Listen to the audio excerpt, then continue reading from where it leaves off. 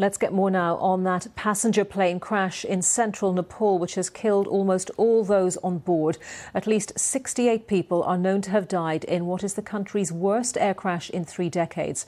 The Yeti Airlines flight from Kathmandu went down close to the newly opened airport for the tourist town of Pokhara. At least 15 foreign nationals were among those on the flight, including one from Ireland. I'm joined now by Bikram Pandey KAAJI. He is the founder and president of Nepal Aviation, which provides services to all airlines in the country. Thank you very much for joining us, and awful to be talking about such a tragic situation. What are your thoughts, looking at the images that have been circulated, on what might have gone so tragically wrong? Well, everybody is confused because this pilot is one of the most experienced and well-respected pilot of Nepal.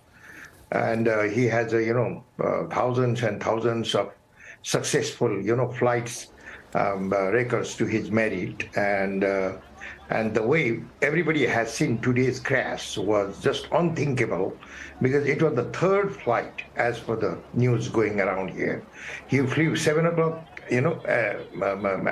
This morning, then he went the second time, and it was on the third time he was trying to take a big turn from the old airport toward the new direction, where he had to take a big turnaround. So it must have been because of the wind, because Pokhara has sometimes changing wind pattern, sometimes strong westerly wind and sometimes strong southerly wind.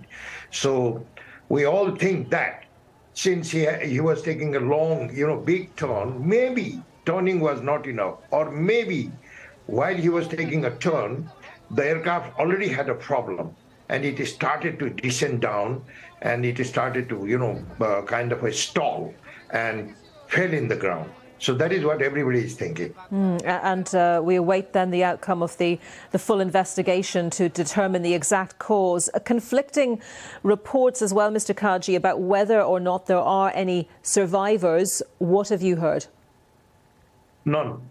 Because all our friends in Pokhara have been talking, to the army who is doing the rescue. And initially, they thought that they found some surviving people, but they were not the passengers. They were the people, just working around the air and all. They were all running for life, and they were also wounded. And later on, it was found that they were just, villagers, not the passengers. So all passengers are believed to be dead.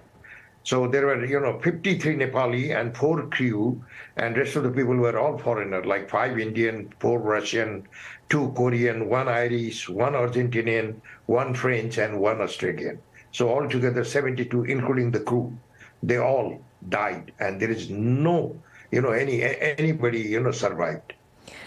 As we've been reporting, airlines from Nepal are banned from European Union airspace because of their safety record. What needs to be done with the country's aviation industry to turn that around? What is the fleet of airlines like, for example, the aircraft, I should say, like?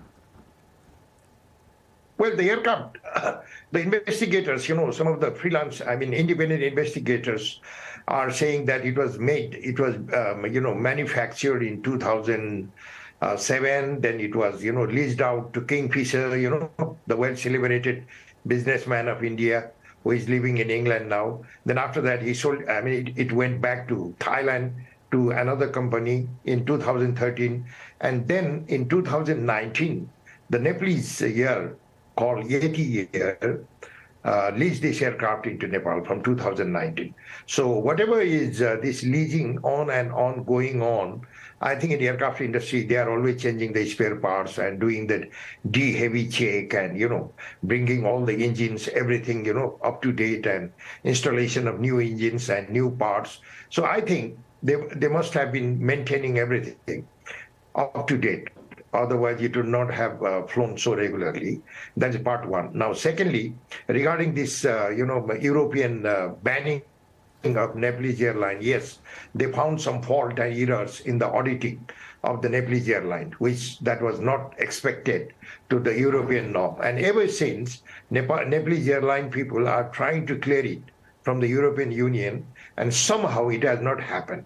And the news is that they are all working and negotiating closely, and everybody is expecting that hope it will soon happen and clear up so that Nepalese airline can also fly to Europe as they used to do before.